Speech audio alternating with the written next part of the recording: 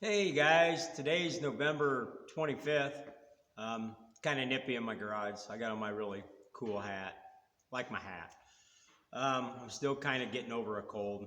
I think it's like 64 in here right now. But I thought I'd tell you some more of my car adventures, stories. They seem to be pretty popular. I'm going to tell you about this cutlass behind me. This is a 70 Cutlass Supreme. It originally was gold with a gold interior. Uh, where I work, someone told me about this cutlass sitting in a chicken coop. And I'm not lying, a chicken coop. I went out and looked at it in the wintertime, and sure enough, they told me to bring boots because of chicken poop. When I walked into the chicken coop, this car was in there with no doghouse, no motor, no training. It's just a shell sitting on the frame, and the body wasn't even bolted to the frame. Someone had decided to restore it and put it in the chicken coop. There were chickens living in this thing. It had no doors on it or anything, no floors. So there was chicken poop on the metal floors. And I looked at it and I thought, that's a lot of work. And the girl told me, that a friend of hers stored it there. And I said, well, I'll give him a call. And I called him, and he wanted $4,000 for it. Said he had it since high school. And I'm like, do you have the rest of the parts? He says, I've got everything for that car. I said, everything as in rusty, corroded, dented, or everything as in reproduction, brand new, put it together? He goes, oh no, it's all original parts. You'll have to fix everything. And I said, man, that's just too much money. I'm going to have to pass. And he said, okay. He goes, well, I got someone else interested in it. Well, about, 5 years later, I get a phone call wanting to know if I still want to buy this cutlass. And I said, well, I thought that was already sold. And he said, no, never worked out. So we thought we'd try to sell it again. And I said, well, I don't know how bad stuff really is. He goes, oh, we got it out of the chicken coop. We cleaned it all up. The body's all cleaned up and everything. It's sitting in my garage now. I said, oh, cool. So I went over to look at it, and it was in the same condition as when I seen it in the chicken coop, except for it was cleaned up. And he said that he had all the parts out in the barn. Well, I walked out in the barn, and there was just boxes and tubs and cans of bolts, nuts, parts. And I said, when you disassembled the car, you didn't bag or tag anything? He goes, oh, no. Me and my son decided we're going to restore it. So we just started taking bolts off and throwing them in cans and boxes. We figure it out down the road. And I'm like, well, there lies another thing. I said, I don't know where all the bolts and stuff go.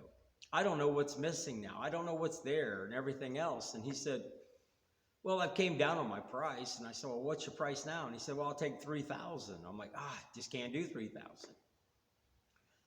And he said, well, think about it. I said, I don't have to think about it. I said, I'm working on a car someone else is already pulling apart. And those are one of the things I hate doing. I don't like working on vehicles that someone else has already blown apart. Yeah, they did half the work for you by taking it apart, but they also made double the work for you because now you got to figure out what's missing, what's there, if it's destroyed, if you can use it, if you have to replace it. And it makes it more difficult. I'd rather look at a complete rusted out car sitting there than somebody that's already did all the body work and the car's scattered all over the place because you don't even know what kind of body work they did. You don't know what they just filled with body filler or good enough, and threw some primer over it. But getting back to this car. Well, I seen him one day. It was a couple years later after I already turned it down. I seen him at O'Reilly's. He was working there. I said, hey, how's your car coming along? He goes, oh, my son, we've got a new gas tank for it. We bought some new parts for it. He goes, I got the engine rebuilt. It's bored 30 over. He is all excited. I'm like, oh, cool. I'm glad you and your son working on that, And I go, what coating are you going to paint? He goes, oh, we're going to paint it gray metallic. We're going to change the interior. I've got gray seats out of a 85 Monte Carlo I'm putting in there. I'm like, oh, okay. I said, that's cool. I said, well, I'd like to see it whenever you're done. Maybe a year, 2 years went by, and I seen it on Marketplace. I'm like, whoa, he's got this thing on Marketplace. And I called him up and I asked him what all they did. He goes, we really didn't do anything. My son went off to college and says he doesn't want anything to do with it anymore. I'm like, oh, okay. I said, well, I'm still a little upset about all the parts scattered and all the bolts and nuts and stuff. He goes, well, that wasn't all my doing. He said, I sold it years ago and my friend took it apart to begin with. Well, then I got it back from him, bought it back. He said, then my son and I took the rest of it apart and we just did the same thing. We threw everything in boxes and wherever we could put bolts, we put them in bags, whatever, and we never tagged or anything. And I said, oh, okay. I said, well, good luck selling it, I said, I'd be interested in it, but not at that kind of a price. And he goes, we've done a lot. We bought a lot of new parts and stuff for it, new exhaust. Like I say, the engine's rebuilt 30 over. I'm like, well, if you ever want to sell it. And sure enough, I told him, I said, I see you got it here on Marketplace. What are you trying to get out of it now? He said, well, now we're trying to get the $4,000 out of it because we put a lot of money in it. And I'm like, man, I just don't know. I said, well, in a month or two, if you haven't sold it, get back to me. And a couple months go by, and sure enough, he calls me up and says, hey, my son's at college. I have no use for this. My wife's complaining. It's sitting in the garage taking up space. And I can't put any more money in this thing. He goes, I really need to sell it. Just come out and make me an offer. I went out and looked at it again, and then I realized, well, one of your bucket seats are missing. I said, you got one of your bucket seats, but not the other. He goes, well, we're going to put these Monte Carlo seats out. I said, I don't want the Monte Carlo seats. I want the bucket seats that were in originally. And he said, well, that driver's side was pretty bad, so we just threw it out. I got the passenger side. I'm like, man, you don't know how hard it is to find bucket seats for these cars, and you really got to spend the money. I said, that's what I'm talking about. It's going to cost me a lot of money to track down the parts and replace that you've gotten rid of. And he said, well, what are you going to do with it? I said, I don't know. I said, I was going to put it back together, but I'm not sure right now. I said, I'm not going to paint it silver metallic or gray metallic or whatever you were going to do with it. I said, I can picture it as a blue car, black stripes, black vinyl roof. And he's like, oh, we tore that vinyl roof. We ground all those rivets down. We're not going to put vinyl back on it. And I made him a low ball offer. Not going to lie. It was a $2,000 car to me. And he got a little defensive. Hey, we got more than that in parts alone. I said, I get it. He goes, just the engine being rebuilt. I said, I get it. I said, but it's not really something I have to have. But everyone knows I'm always looking for some kind of car, some projects. And whenever they come up around the area, they know, hey, give Troy a call, or go out and see him. So a couple days goes by, he calls me back. And he says, we really got to get rid of it. I said, I'll tell you what. The best I can do is $2,500, and you give me all the parts and everything you can come up with. And he said, oh, I can't do 25. He goes, would you at least do 27? I'm like, yeah, I could do 27. And I went over with 2 trailers, an enclosed trailer and a car trailer. A buddy went with me, and we loaded everything up, filled the trailer up and stuff, and brought it back home and started going through it. And half the stuff he had I couldn't even use. The seats, he had different transmissions for the thing. The motor he had rebuilt, I don't know who rebuilt it. The bottom half of the motor was fine, but whoever did the head screwed those up majorly. The valve stems were all different heights. When I put it all together and tried to fire it up, it ran like a turd. And I had to take it to a guy that's an Oldsmobile guy because I'm not up there in Oldsmobiles. And first thing he says, your valves don't sound like they're set. And he got looking at it, he goes, pull your heads, man. And so I took the heads back off the motor and everything, took them over and he put a straight edge across those valve stems. And I'm not kidding you, they're like this. I'm like, oh my God. He goes, you're never going to get adjusted. They screwed everything up. Whoever the machine shop that did the heads, they messed this thing up. He goes, these heads are junk. And I said, do you have any 350 heads? He says, yeah, I got a set over here. They're really nice heads. He said, you give me $100. He goes, they've been rebuilt. They got hardened seats in them and everything. He goes, you give me $100 in your old heads. And he goes, I'd be happy with that. I said, man, deal. I put them on there and it just woke this car up. That 30 over, this thing's a rocket, man. This thing screams when you go down the road. It's really awesome. But I got it all together. Yeah, and in the process, you know, I bought the car, got title and everything. I went to license branch to put the title in my name. And the lady says, you got to pay a penalty. And I said, what's the penalty for? She says, this car hasn't been registered in 20 years. I'm like, what do you mean it ain't been registered in 20 years? The guy that owned it originally, his parents got it for him in high school. It was 5 years old when he got it. When he finally got around to selling it, he sold it to another guy and signed off the title and dated it and everything. That guy didn't do crap with the title. He just blew the whole car apart and tore it all apart. Well, then when the guy that originally owned it bought it back, he just left the title the way it was. He was still the owner as far as he was concerned. Then years later, I come around and I buy it. So I had to pay a penalty, which that's fine because the title says I've owned this car for over 20 years, which I've only owned it about 7. But hey, looks like I own this thing from way, way back in the day. But in doing the car, I did not have to replace anything metal-wise except the piece behind the back window, between the trunk and the window, that filler plate. The quarters, the trunk floors, the interior floors, the fenders, everything original to the car, and not a single rust hole in any of them. I was so shocked. This is the most solidest car I think I've ever purchased. And I spent years putting it together, and I bought a lot of new stuff. I tracked down some bucket seats. I had to drive basically 45 miles away and buy the guy breakfast and pay for the seats. And my wife's like, I love going on these trips with you to just pick up parts or cars. She considers it an adventure. We have been all over the place on these adventures. And when I take friends and family on these little trips to go pick up stuff, I always tell them, are you ready for an adventure? You never know how the people are going to be that you meet. You never know how things are going to turn out. You don't know what you're going to run into on the road. So it's always an adventure.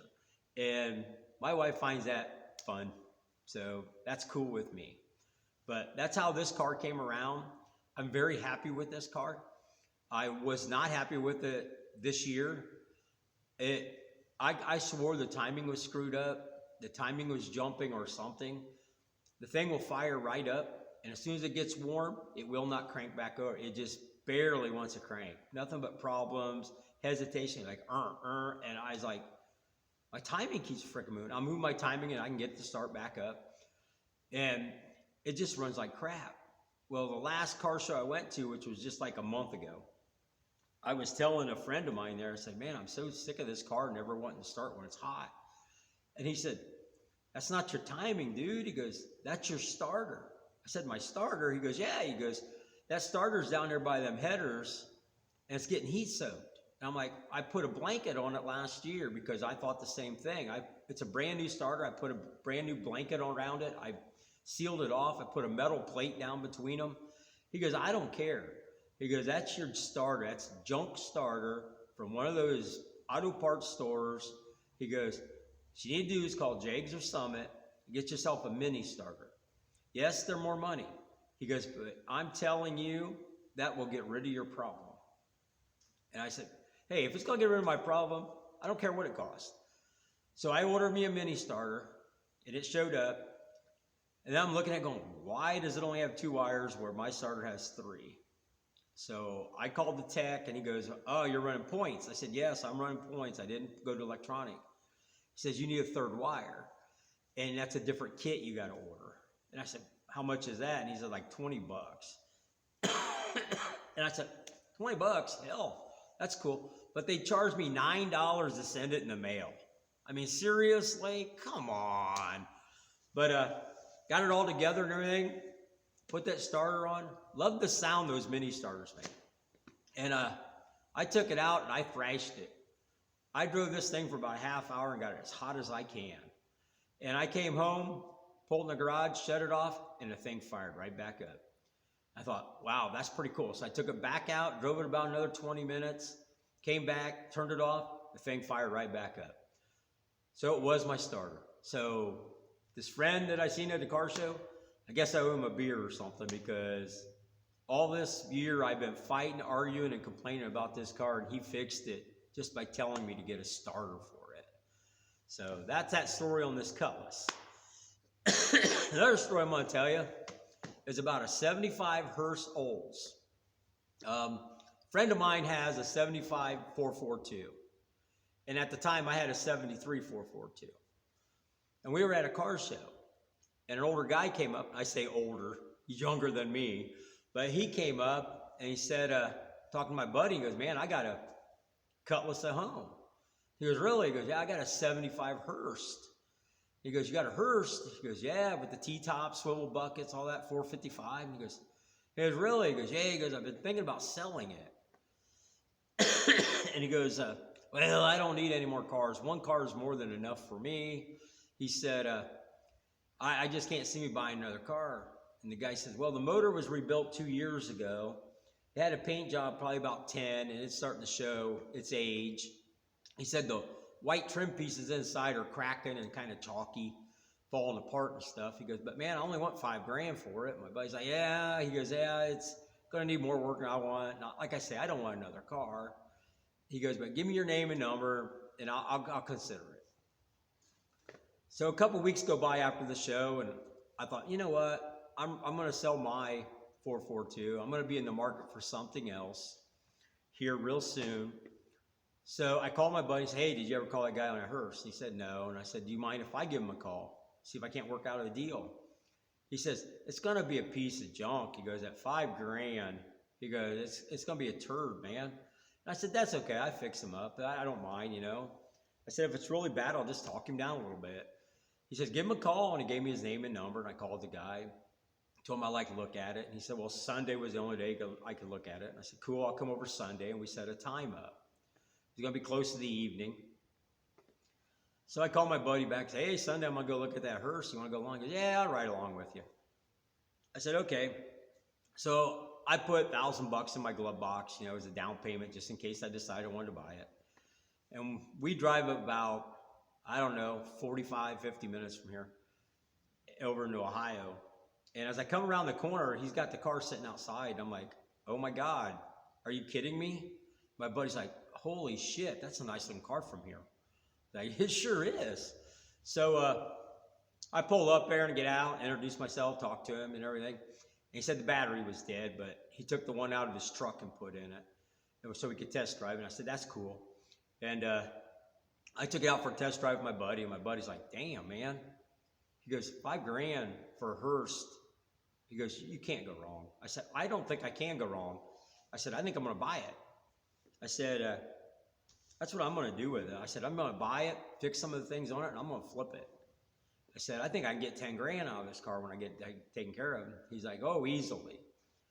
So I get back there and tell the guy, hey, I'm going to take it. I got $1,000 in my glove box. Excuse me. And I'll give that to you as a down payment, and I'll come back Monday with the rest. You know, so I get to the bank and get back over here, and he's like, oh, you got another guy coming Monday morning. He goes, you know, he might want it. And I said, well, I got $1,000. I'm going to take it. You know, just, I can't get to the bank on a Sunday night. And he's like, well, I understand. And my buddy goes, hey, he goes, give us about an hour and a half. We'll be back with cash and we'll take it. He goes, okay, you guys come back, an hour and a half, it's yours. I told my buddy, we're getting in my truck. I said, I ain't got $5,000 laying around. He goes, I do. He goes, let's just go to my house. I'll get it out of my safe. I said, okay. So we went to his house, got the money, went on over, went ahead and bought it. And the guy said, well, let's run over to the Harley shop and they'll notarize the title. And I never even thought about a Harley shop notarizing car titles. It made sense to me over there in Ohio. So I said, yeah, we can do that. So we went over there and put it my name and everything, got it all taken care of.